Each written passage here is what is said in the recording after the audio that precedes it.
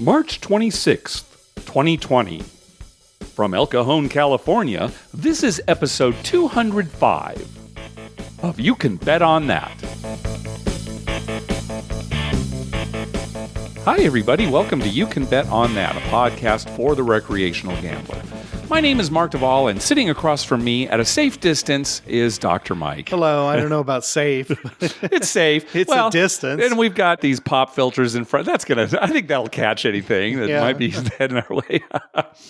Well, for listeners who haven't already heard, and this should come as no surprise, our trip to Biloxi in April has been postponed. It's really something because, last time we recorded, it was on March 11th, 2 weeks ago. And we were talking about basketball pools. We had Vinny on, and we're saying, hey, we'll see you in Biloxi. The very next day.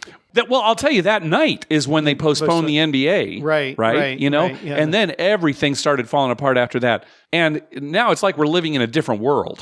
Right. And really, at that time, right before then, all the podcasters, we said, well, are we still going to go? And we all said, yeah. We still plan on going. And like a week later. Well, now I don't think you'd be able to get a plane, even if you wanted to go. A lot of them have canceled so many flights. Not just that, but would the casinos even be open? Yeah, right? We'd get there and there'd be no place to stay. Well, I heard yesterday that San Manuel Casino here in Southern California plans to reopen April 12th. Okay, and it was one of the first ones to close. It was one of the first in our ones area, in Southern California, yeah. Yeah. And the host there texted my brother yesterday and said that they plan to reopen April 12th. Okay. Now, that's just... Sure, it might get pushed out so April They may not be allowed to if the governor continues the stay-at-home that we have here in California. Right. Well, the idea is to, it's like, okay, we're all going to get infected, but let's not all get infected at once, right? That's the idea, is to not overwhelm... To spread it out. The hospital system. So, anyway... It's we'll funny see. Because some states don't have a lot, like Nebraska. How many casinos in Nebraska? Yeah. Not enough. And I think I don't know of any casinos in the United States that are open now. There might be some holdouts or like some small card rooms or something. Maybe some card room in some state with one or two cases. So right? it could be the case, but certainly all the major casinos are closed down. So. Yeah, and you probably don't want to go to one anyway, right? Exactly. I mean, it's taking an awful big risk. Well, it's like the people working there don't want to be there. That's for sure. It's like the guys on Due for a Win said, and they said they didn't come up with this, but they said that casinos are just land-based cruise ships. Right. Yeah, that's pretty much true. A pretty good way of putting it, yeah. Well, many of you probably received an email with a video message from Caesars CEO Tony Rodeo. I think that was either yesterday or the day before. And he did talk, he was talking about, we're closed and all the things you'd expect a CEO to say. But he did get kind of specific about their Caesars Rewards program. And so let's talk about some of the things that he mentioned in that message. Number one, no reward credits will expire while their properties are closed. So, if after 60 days you don't play or you don't somehow... Everyone's expires because they're closed for 60 days. It's just like, sorry. That's the idea. You have to do something every 60 days to keep your reward credits active. Right. And that could be playing at a casino or sometimes using their credit card, something. So he's saying, okay, none of those will expire while they're closed. Now, he didn't say what the alternative was. Like, the day that they open back up, do they expire that day? Right. Probably not. I mean, the idea would be that they would add however many days they're closed onto that 60 days. Yeah, I would hope. And then go from there. I would hope. But he didn't say anything specific. Number two, and I'm going to quote him here, they're prepared to modify tier status earning requirements depending on how long this lasts. And we will share details about these changes as we get more clarity. And that makes sense too, because with the casinos being closed this long, oh my gosh, I can't get my diamond status, right? Right. I just barely make it every year, right? It might be hard for a lot of people. Yeah. So again, they don't have details out yet, but at least they're taking that into account. So I would guess that they would just lower the numbers, how many tier credits it would take to get to if they're closed a level, a month, just right? 1/12 of that. We'll see about that. Number three, They're going to refund all 7 Stars experience credit redemptions that are or will be affected, and they will be bookable at later dates. And that affects you, Mike, right? Yeah, right. Because I had baseball tickets for Padres opening weekend, which is this weekend. Yeah. It would have been this weekend. Right. And you used your 7 Stars experience points to get those. Right. So, again, no details, but you won't lose them, apparently. And then finally, they will work to reschedule events and offers customers have received. And obviously that won't be every single event. And, the NFL draft, right? They were going to have this big thing. That's not going to be part of it. But it'll be interesting to see how they handle the offers, because we're losing hundreds and hundreds of dollars in free play that we would have gotten because we do go at Harrah's, Southern California. Yeah. Now, I can't imagine that they're going to give us everything that we missed. Right. Because it's not like we showed up and played. I mean, that's the idea, is they get us out there to play. But we'll see if they compensate us in some way. I don't know. I got a feeling that compensation means the steak knives that they ordered that are already there in the back room, we're going to get those at some point. Right. But I doubt if we're getting our free play. It's kind of like, Yeah, what can they do? Yeah, file for unemployment. Yeah. Put it in your application for unemployment. Look, I lost a lot of free play. A lot of free play. You just say, it's about 90. I would have gotten a return of about 90%. Yeah, right. Anyway, it was nice that he came out and talked about these things. He didn't talk about the acquisition by Eldorado at all. So who knows if that, there's talk about that maybe not even going through because of how the stock market's going and all that stuff. So, sure. Well, that has to decrease the value of Caesars. Yeah. It's on the stock exchange. Yeah, absolutely. So it has to decrease their value. So I don't know. I don't know enough about financing, but it might sour the deal. Right. Or at least postpone it for a while. Or something like that. Anyway, Tony Rodeo said that you can go to Caesars.com/updates for more information. They'll be updating that page. But it was nice that he came out and at least said something, even though some of it's still up in the air and vague. That's one nice thing about a big corporation like Caesars versus, going to Viejas here, San Diego. We have no idea. No. I checked their website. It just says, closed. There's social media. There are still some Southern California casinos where I go to their Twitter account and there's no mention of them being closed, even though we know they're all closed now. Right. Yeah. Yeah. It's funny how they don't, in this day and age, you think they'd have 2 people hired that keep that active and are on it all the time, making updates daily, right? That should be their job. About promotions and stuff. And wouldn't it be good business to do that? Yeah, you'd think so. Well, one of the things that I think a lot of people are doing while they are sheltering in place is watching a lot of TV and movies.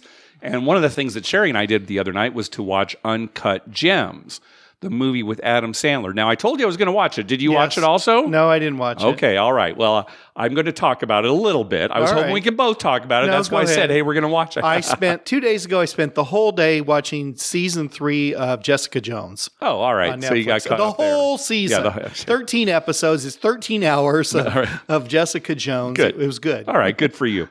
Well, anyway, you've probably heard of this movie. It stars Adam Sandler as a jeweler who gets mixed up in sports gambling in a really bad way.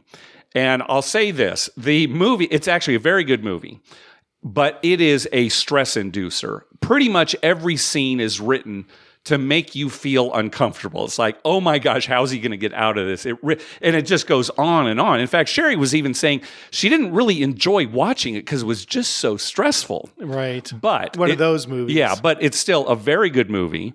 He's excellent. And Kevin Garnett plays himself in the movie and he's really good. Oh, okay. Yeah, he's really good.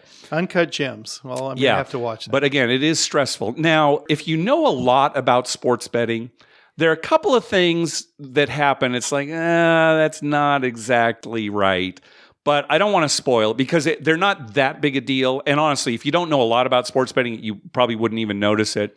And I don't think it really affects the story. But it still boggles my mind when they screw stuff up like that. But this isn't as bad as you usually see at a poker table or a craps table or something like that. And I'll talk to you about it after the show. But anyway, it moves the plot along, so okay. Because I'm sure on the set, when they're filming that, there is somebody who's a sports bettor who would say, we should probably change that. There's enough details that they obviously had somebody on set who did know. Yes. But I don't know if artistic license or whatever, to Right. move along the plot. Maybe they just kind of It gloss just might over not some be things, worth right? changing things.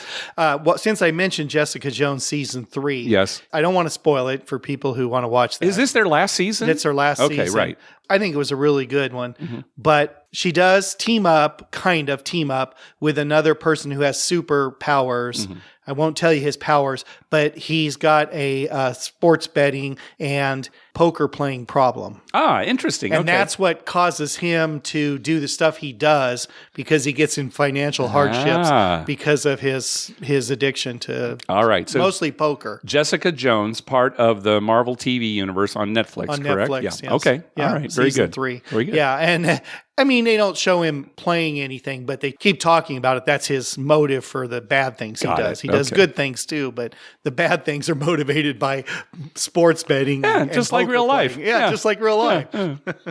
Okay. On our last episode, listener Nick called in, and one of the things he said was that he played a game called Deuces Wild, a table game, not video poker, Deuces Wild. I believe it was at the D. I can't remember for sure I think now. he said the D, yeah. And we said we'd talk about it on a future episode. So why don't we talk about it right now? You ready? You ready to learn? all right. It's actually, this is pretty straightforward. I think you'll I have don't no know. problem. My brain's been turned off for about 12 days I now, think you're so- going to be fine. I think you're going to be fine. Now, the game's actually been around for a while, at least 9 years. I'm trying to remember if we've heard of it before. I don't think so. I certainly have never seen it. On the No, table. I don't think so either. So anyway, it's a game you're not playing against the dealer nor the other players at the table. And if you play your hand to completion, you'll end up with a 5-card poker hand where deuces are wild. Okay, Just a regular 52-card deck. just like the video. Yeah, you'll get 5 cards. There's no draw. You'll just end up with 5 cards, Okay. and deuces are wild. Okay, so to play the game, players make an ante-wager, and then the players receive 3 down cards.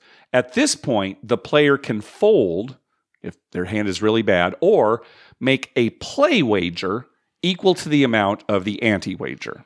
So it's either fold and you're out, you lose your ante. Typical for most of those games. Yep, or you can continue by making a play wager. Then the players receive 1 more card.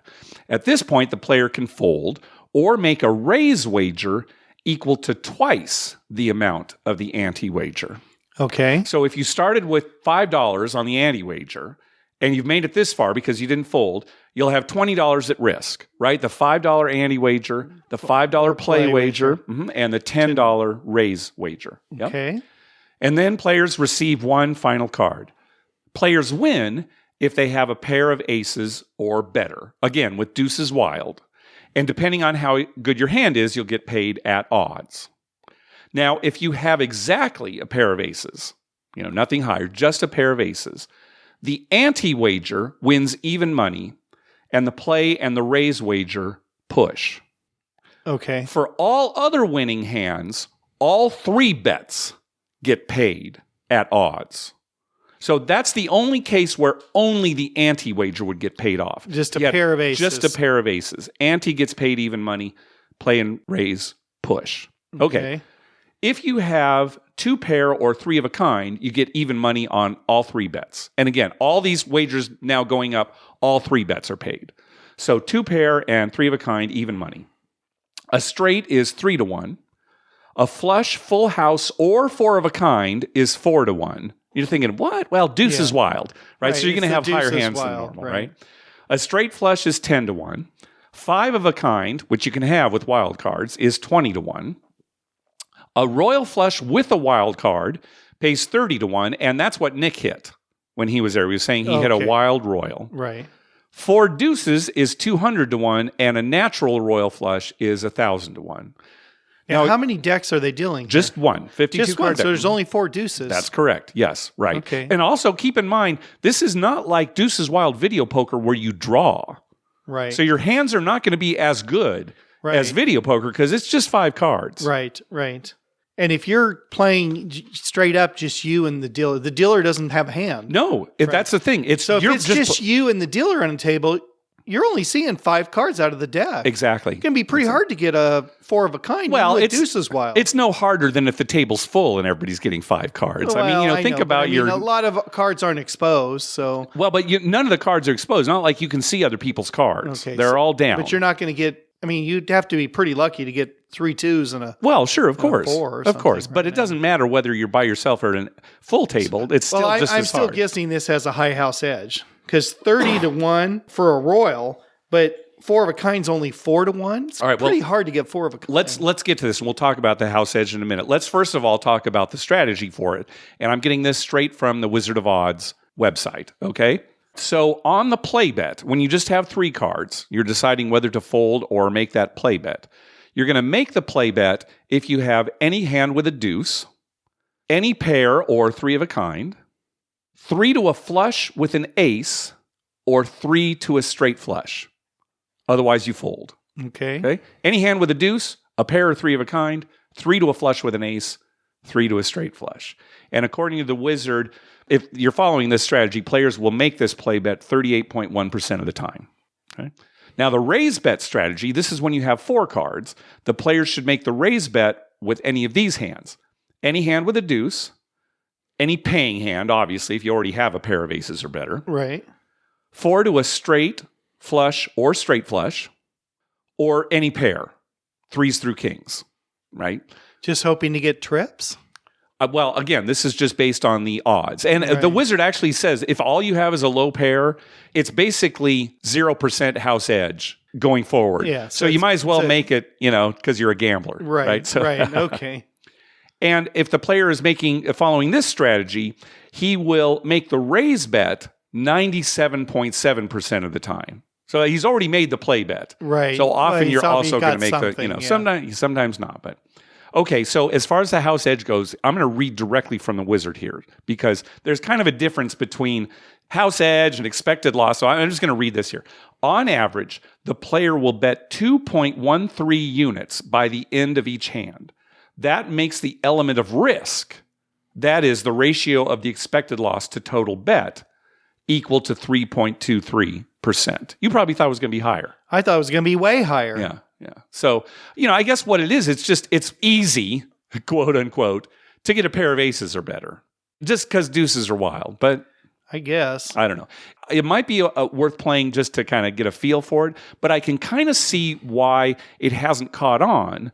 Because maybe it is too simple. You're not playing against the dealer. Right. All you're doing is deciding whether you want to continue with the hand and put out more money. Like let it ride or something like that. Well, you said you were going to make the raise bet, 98% of the time? Yeah, once you've already made the play bet, you're probably going to make the raise bet. So basically, you're making one decision. Are you going to make the play bet? Okay, sure. Because after that, 98 out of 100 times, you're going to make the raise bet. Yeah. So it's like, okay, I got one decision to make in this game, and it's based on those first 3 cards. Yeah. Well, okay. I'll go along with that. Sure. Yeah. So, I mean, that's the game, right? All right. I'll tell you what I'll do since we both got so much time on our hands. All right. I'm going to call you this week, and I'm just going to deal out some hands. All right. Okay, here's what you got. You playing or not?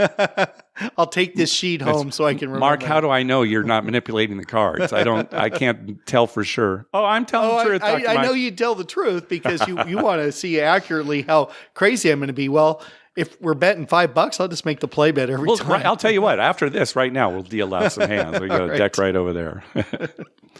Hey, thanks to everyone who's been clicking through our Amazon link. Remember, whenever you're going to buy something through Amazon, please go to our page first, youcanbetonThat.com, and click through our Amazon link towards the top of the page. All right, let's move on to some voicemails. First up is our buddy Miguel.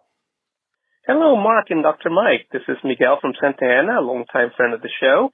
And I'm going to find out, Dr. Mike, as a medical professional, do you think this COVID-19 panic is a little bit overblown? And do you think this is going to affect the attendance at the casinos where, you don't want to be with lots of other people in a very enclosed area?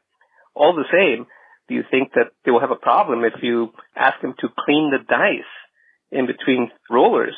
Because that could be an opportunity for dice manipulation, applying materials to the surfaces of the dice, etc. And finally, if you were on a hot roll, but the roller was coughing and sneezing, what would you do? Just curious. Thanks, guys, for a wonderful show, and hope to hear from you soon. Bye. All right. Well, obviously, we got this call before all the casinos closed.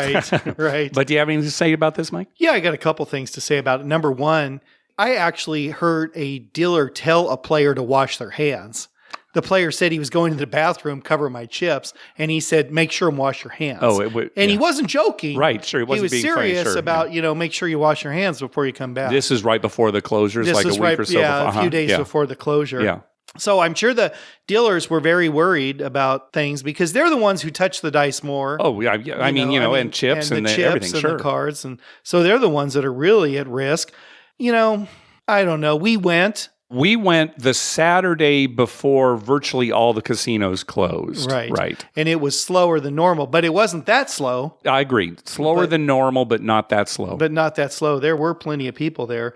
As far as the virus itself in a casino, that's a dangerous place because everyone's touching everything. Yeah. And what it is it's living on hard surfaces for a long period of time, like the dice. Mm-hmm. Yeah, right. So unless those dice are cleaned after every time somebody touches them, you're kidding yourself if you think, cleaning them once a day is going to do anything. Yeah. You'd have to do it after every time. And that's just not going to happen, right? Right. It's like door handles. I was telling somebody the other day, or here's a better example, the pump at the gas station. Yes. Because everybody gets gas and everybody touches that pump.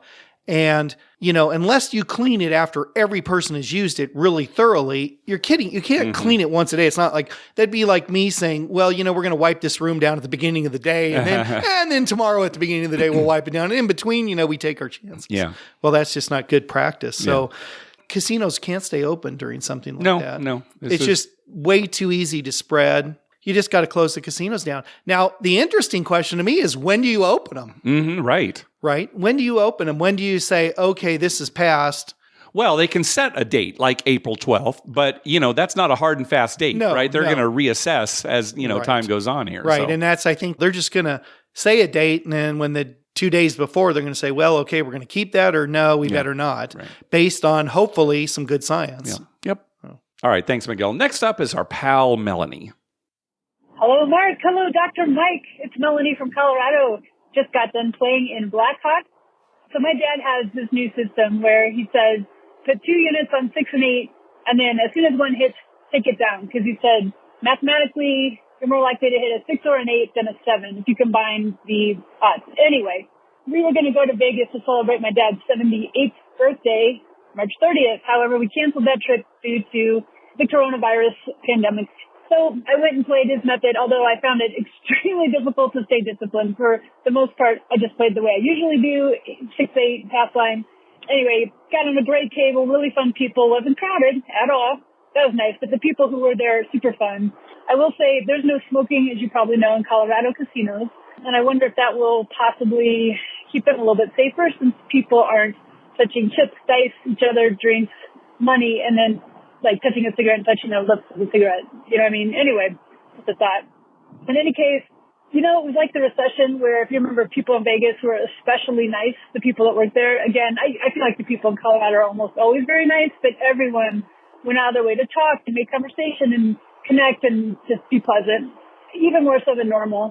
Anyway, walked away with a $150 win, 3 different craps tables and bubble craps. I found it much easier to play my dad's method at bubble craps, because I don't have to do that embarrassing thing where you go, can you take my bets down after they hit? It's so weird. However, now one of the tables I played, I totally won because I did his system. There weren't that many people. It was a little bit easier. Anyway, I love the show. Love it, love it. Nothing better than a new You Can Bet on That as I drive home from a great day at the casino. And it's not snowing. All right. Take care, guys. Yeah, thanks, Melanie. It's funny, Melanie, because that isn't a bad system, and your dad's right.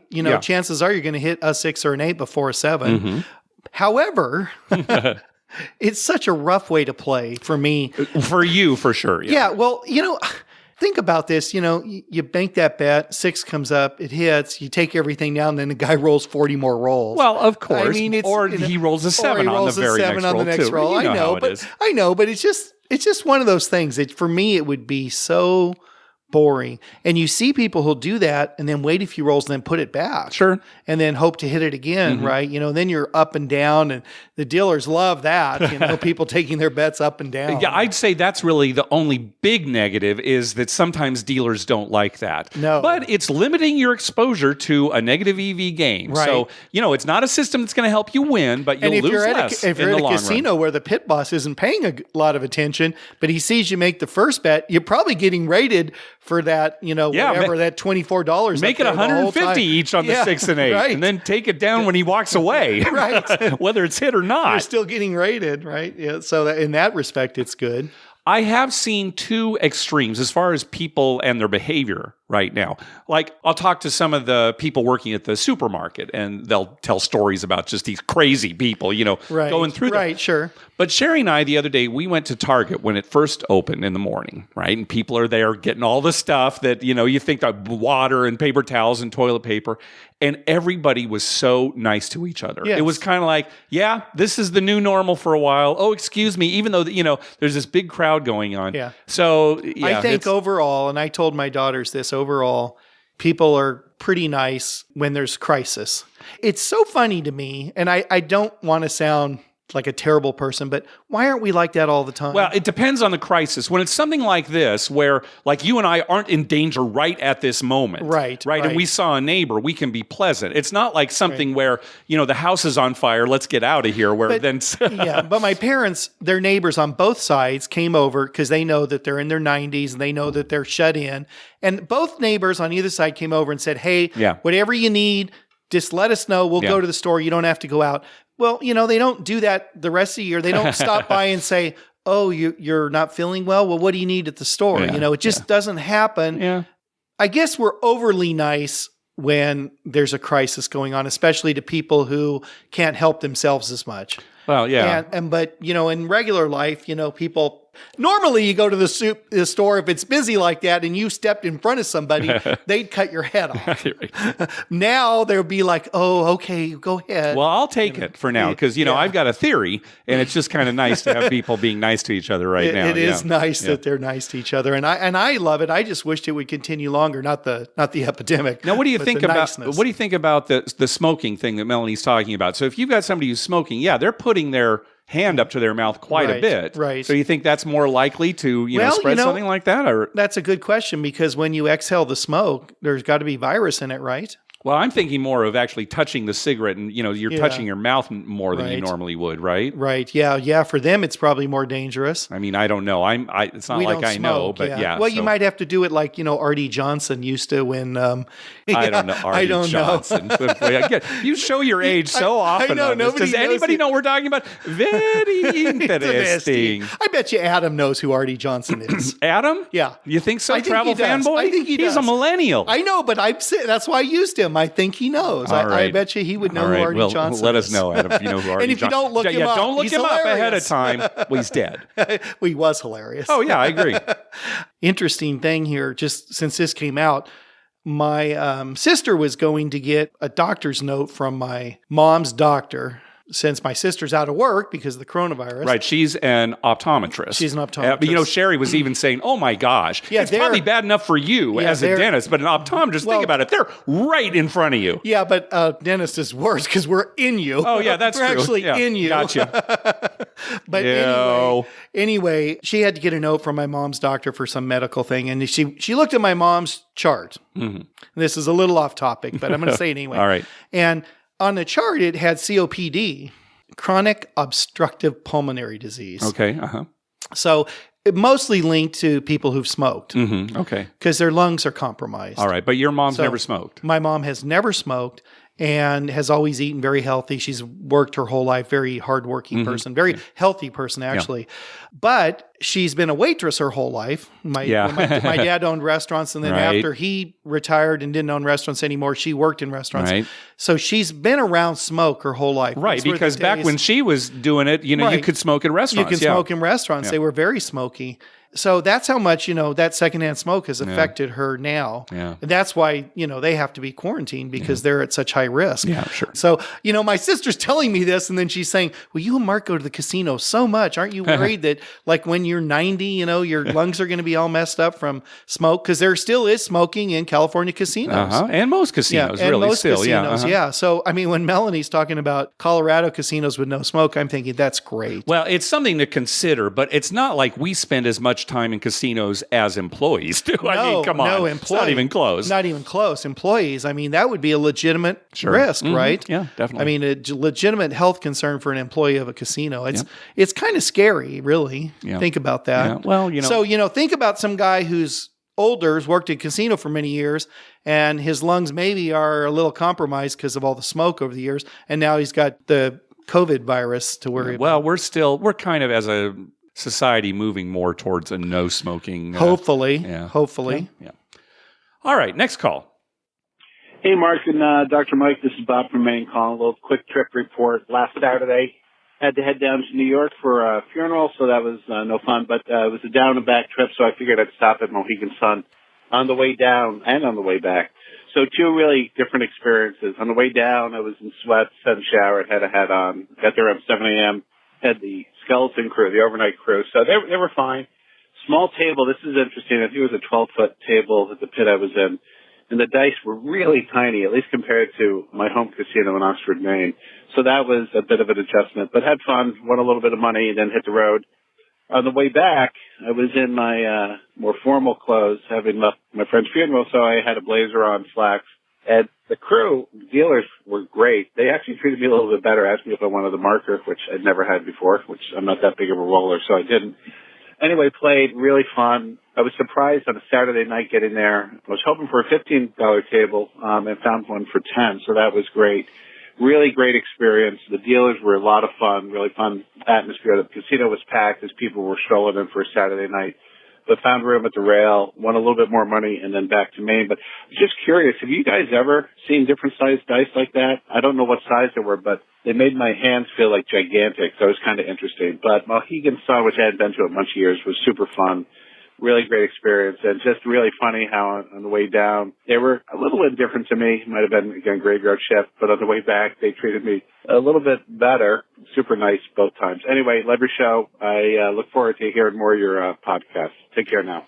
Those are Monopoly dice, Bob. They were using Monopoly We dice. didn't notice, though, at Mohegan Sun that the dice were any smaller. No, I don't remember think so. thinking that, but I have been to places where I picked them up and thought, well, these are smaller. Can you think of any specific? Because that kind of rings a bell with me, too, but I can't specifically think. No, I can't think Four of Queens, maybe? Four Queens. Yes. Is that right? Four Okay. Queens has smaller dice. Or at least they did. I don't know if they still do. We used to go from Nugget, which had dice like Caesar's properties, bigger. Yeah. And we go to Four Queens, and they were these smaller dice. That's right. I always remember thinking, Monopoly dice. They That's got right. these right out of the Monopoly box. Yeah. Although now I think about they're the same size. I wonder if maybe the Oxford casino that Bob is going to just has extra large dice, right? Because Bob failed to mention they're these big, plush. Oh, yeah, like the old high roller show. Yeah. Remember that? They had like two big dice, and they had, if they rolled like an 8, they could take the 8 off the board, or they could take a 3 and a 5 off the board, and you had to get rid of all the numbers. Oh, my God. Now who's old. showing my God. Who's showing their age now? But that's probably what it's like. Oh, in Oxford, those big, huge plush You have dice. to use 2 hands to roll them. Yeah, they go real slow. They land on the table, and sometimes the dice will land on somebody's chips, and they have to move the chips to see how the dice would have fallen. Yeah. This lands on like 4 people's chips. That's right. 4 bets. And you can still see what it is. You don't need to move anything. You can tell what's on top. Yeah. All right. Next up is August. Hey, guys. This is August Lorwood from Corning, previously from Bath. It's been a while since I've called in, and I just listened to your most recent episode and just had some thoughts. So when Vinny Chens was talking about the better life, at first I thought he said the bitter life. And I was just laughing so hard on my way to work, thinking about a podcast called The Bitter Life and how we could just talk about all the terrible craps rolls and how you went to the grocery store and they didn't have your favorite brand of blueberry yogurt and just all the things that make life bitter. That's what we're in right now. Yeah, we're in the bitter life right now. I can think of several Vegas or gambling themed podcast hosts Yes. who would be excellent at hosting The Bitter Life. Bitter Life. Yeah. I'll tell you what, it is bitter when you go to the market and there's no hot dog buns. I mean, I went the other day, no hot dog buns. I'm like, So what are you going to do? Use regular bread. On hot dogs? I hate that. I hate that. Yeah. Oh, I hate that so much. You have no choice. You'd when think it would be the same, but I hate it. Yeah, there's no bun. And just a couple of the other things. The iced beer, there's a guy that is always at the bar where I play the horses who always drinks Coors Light on ice, which I always found a little bit redundant. Like, Coors Light needs to be watered down more. And your podcast schedule always seems to just line right up with whenever I drive out to the casino, and it's just perfect. Like an hour and 15-minute podcast, and the drive for basically any casino I'm going to is about an hour and 15 minutes. So it's like my pregame, and it just gets me in the mood. It's just a great experience. And I just wanted to, I'll send you this video. It's a little bit old now, but it's actually of my son's first experience playing craps. He's like 2 years old, and we're at a like summer festival picnic type thing, like a barbecue. And there's somebody who set up like a little wooden craps table, and I put the dice in his hand and he throws it. And I swear, I'll see if it's in the video, but the guy says, make sure he hits the back wall. I just about lost it. So I'll see if I can dig that up for you and send that over. It's pretty hilarious. Anyway, thanks for all you guys do.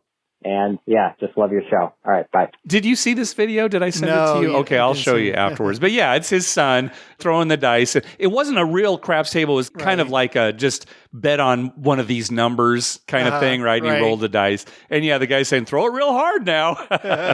It's cute. That's what we need. We need an army of kids who are actually dice manipulators. Yeah, well, now's the time to teach your children, right? Yeah, you got nothing else to do. You got all this time. Start practicing. Build that table and start practicing. There you go. Yeah, the bitter life. Well, you and I have talked about starting a brand new podcast. Yeah. And all we have to do is change one letter in the name. You can bet on that. And it'd be vastly different.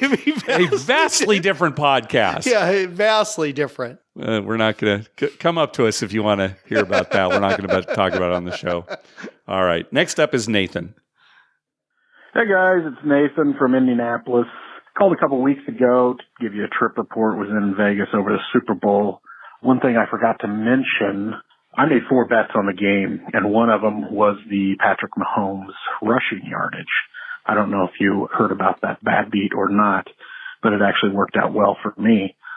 It opened, I think, 27.5. By the time I got out to Vegas, I had been bet up to, I think, 32.5 yards for Mahomes rushing. So I ended up taking the under, just thinking that was a big jump of 5 yards for a quarterback that doesn't run very often. And then obviously in the game, he did run quite a bit. I think he ended up getting up to 44 yards at one point. And then with their 3 kneel downs at the end, he was in shotgun and took a couple steps back even farther than that. And, so it was 3 straight kneel downs, and it was negative 15 yards rushing for the kneel downs. So it went down to 29 yards. So I ended up winning that bet. So it was a good win for me. But I guess the reason I bring it up is, like I said, I had 4 bets, and I thought I had won 2 and lost 2. Including the Mahomes, because I cashed it in the next morning right before I was leaving, and I hadn't really paid attention to the stats. So I was thinking about but I always give the losing tickets just for them to scan through just in case. So moral of the story is I think all your listeners should try to do that. Sometimes, the tellers up there at the sports book will give you kind of a questionable look, but I still give them to them just to scan through because, like I said, if I would have thrown away the 2 losers, I mean, none of these were huge bets. Each one was about $100, but that would have been thrown away a winning ticket. So just keep that in mind. And, we actually just canceled our trip to Tunica, Mississippi for March Madness. Obviously with the cancellation of the games, we're not going down there. Just listen to your most recent podcast with Denny.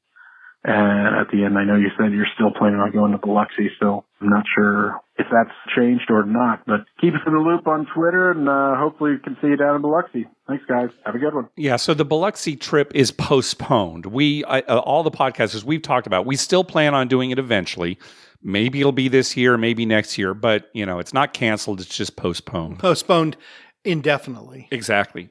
That's really good advice that he's giving, though, on, Yes. if you think it's a losing, and if you're worried about how they look at you, just say, oh, sorry, I didn't see the end of the game. Or what? Can you just check these? I didn't check any right? of them. Some of them might be losers. Just check I them do for that me, with all my lottery tickets. Yeah. So my wife will buy lottery tickets, randomly. She's just at the store. She buys one or two. I always check them and run them through, even the losers. Because, you never know. I mean, I might have been looking at the wrong date because I usually don't look at it live. I look it up on my phone. Later, right. And I might have been looking at the wrong day. So I just always run them through just to get that confirmation. Yeah, these aren't winners. Yeah, I would do that at the track too, right? If you got a lot of bets going, just run them through. Oh, can you check these? Just be upfront. And it's like, oh, yeah, sure. Yeah, they just slide it through the machine. Yeah, that's all it does. Oh, not a winner. And if you're worried about them saying it's not a winner, but it really was, and then pocketing the money, watch the display. It should have a little display where it'll show. Well, when you go to the 7-Eleven, it has a thing there, not a winner comes up. Yeah. All right, next up is our buddy Todd. Hi, Mark and Dr. Mike. It's Todd from Minnesota. I have a philosophical question or observation about craps that I wanted to get your opinion on. To me, I like the messiness of craps. And what I mean by that is it's okay to call out a bet without actually putting the chip on the exact location on the felt for it to be a valid bet. You can throw chips, to an extent, to a dealer, and they'll catch the chips and set them up how you want. There's a trust between the dealer and player that you definitely wouldn't see at a blackjack or roulette table. Can you imagine what would happen if a blackjack dealer had just started pitching cards out to the players and you come up, throw a $100 bill on the table and say, $25 bet? No way would they take that bet. I like the messiness of craps. Thoughts? Yeah, think back to maybe when you didn't know the game and you just saw the table. It's like, oh my gosh. Right. It's a little overwhelming. I like that too. I remember I was playing once and there was a friend who was watching. She was not familiar. She was impressed with how little talking was going on. It's like the dice were rolled and then the dealer handed me something. It wasn't like, well, sir, a 6 was rolled, so here's $14 for your $12 bet. No, it's just boom. Yeah. Right. And if I say press, they know what to do. It's fast and it is messy, but that's part of the fun of it. It's like, get as much money out on the table as you can. Right. We only play games with increasing entropy.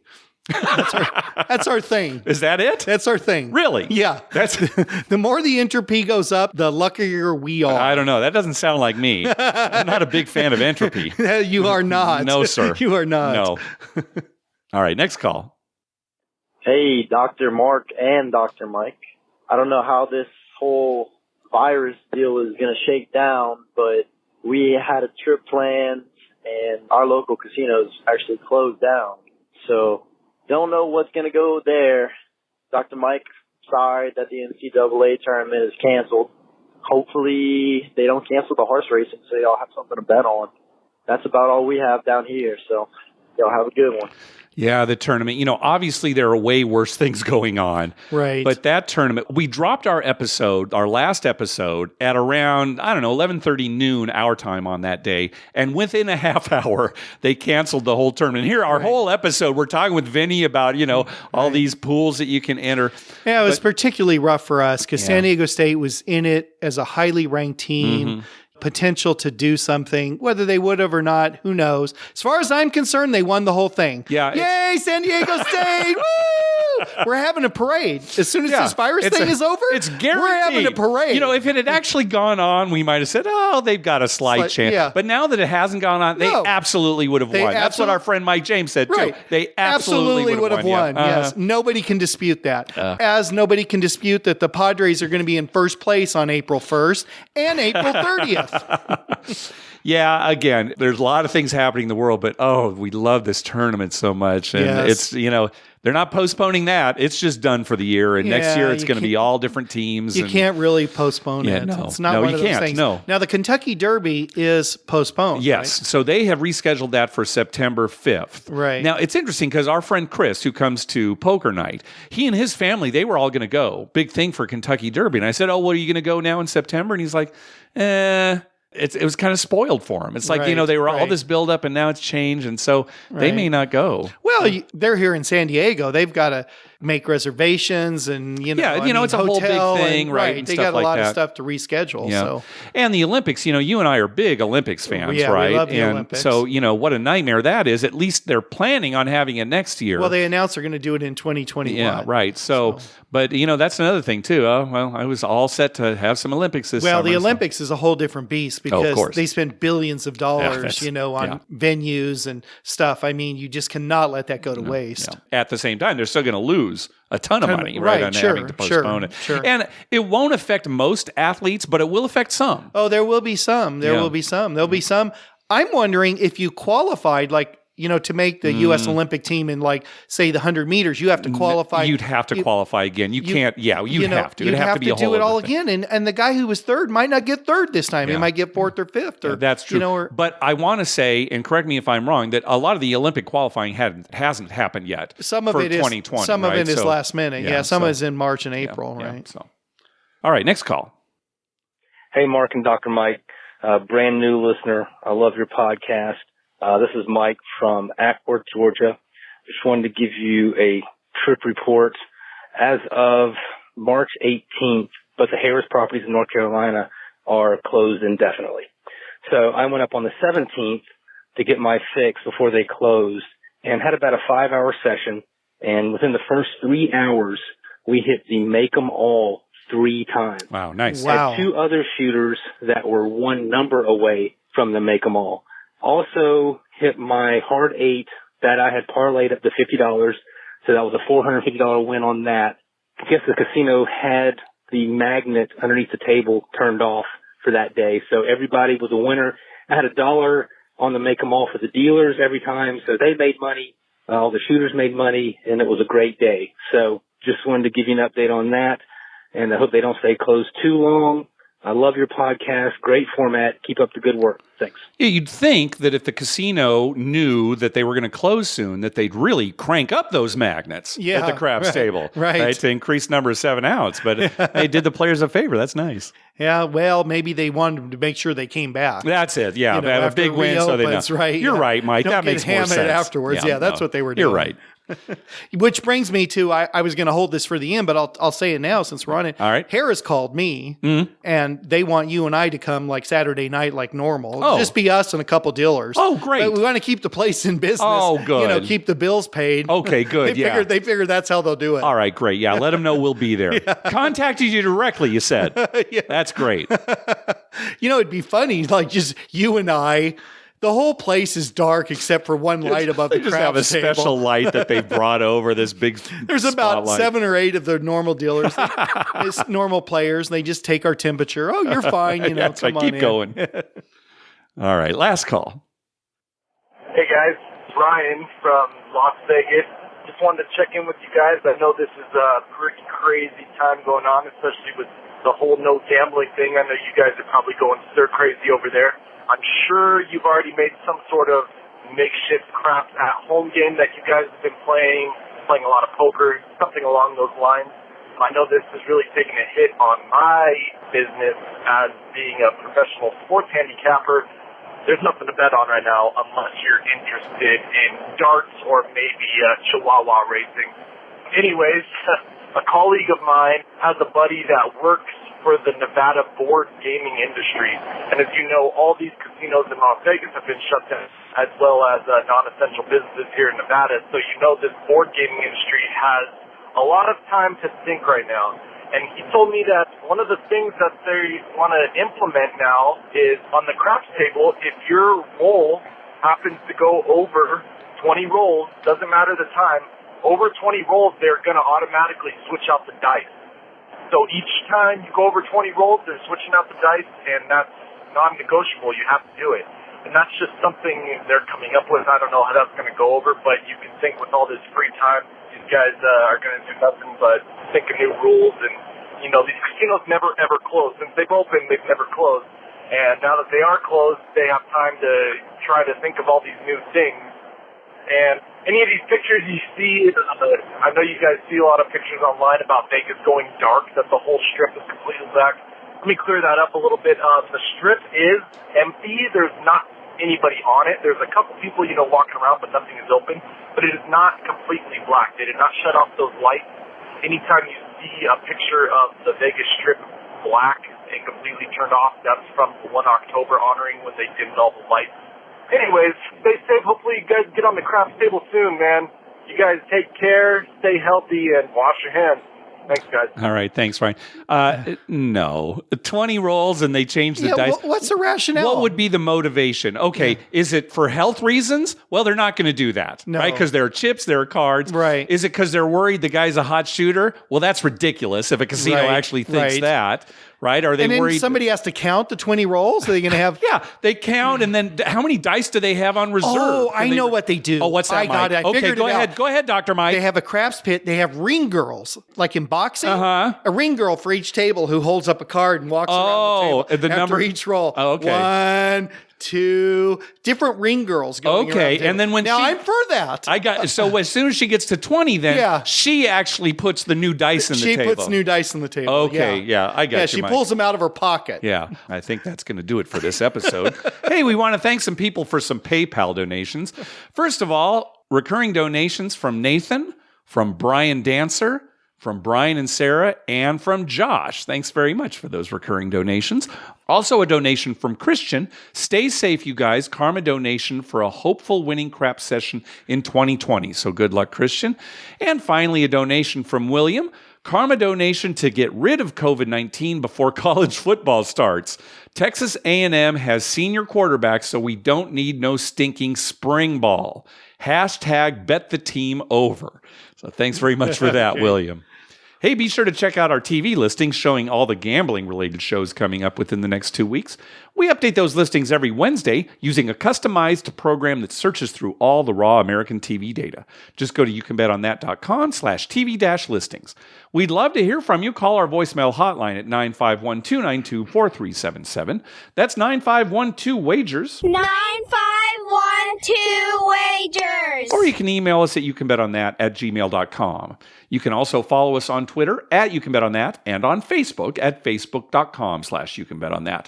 Finally, please go to your favorite podcast app and write a review on us. We love getting your feedback. Dr. Mike. Well, Mark, I don't know what to say. Yeah. I mean, we have not gambled. No, here we were talking about our favorite time of the year is coming, baseball and the tournament, nothing. Right. What was the last day we gambled? What was the date? It was March 14th. March It was a 14th. Saturday. We actually did go to the casino, even though we probably shouldn't have because, things were starting to close down, but they were open. They were still open. So what are we going to do? So it's been 11 days. Yep. I'm Seems actually like a lifetime. okay. I've watched a lot. I've gotten caught up on everything. Yeah, I'm getting caught up as well. I am caught up on all my TV shows, everything I want to watch. Yeah. So we're hanging out. Well, everybody stay safe. Yeah. And hopefully in 2 weeks, we'll have another show and we'll have some good news about the gambling industry and the world. And maybe we'll have a good story. We went back and the layoff was great because we had a huge monster win. Yeah, something like that. Yeah, something like that. Or we'll be back saying, they gave us nothing. Our points are down to nothing. Yeah, it's terrible. And we're both contagious now with COVID-19. Yeah, right. So, well, that can't happen because I've already missed way too much work. Oh, yeah. I expect, now I'm still working. I'm in a job where, we're considered. Can work from home. Yeah, I can work from home. Sometimes I have to go in to physically do something. But that's just money out of your pocket. Yeah, Yikes. it's just nothing. I mean, my employees too. Yeah. All right. Well, good luck to you and good luck to everyone. All right, everyone. Stay healthy. Yeah. Thanks for listening.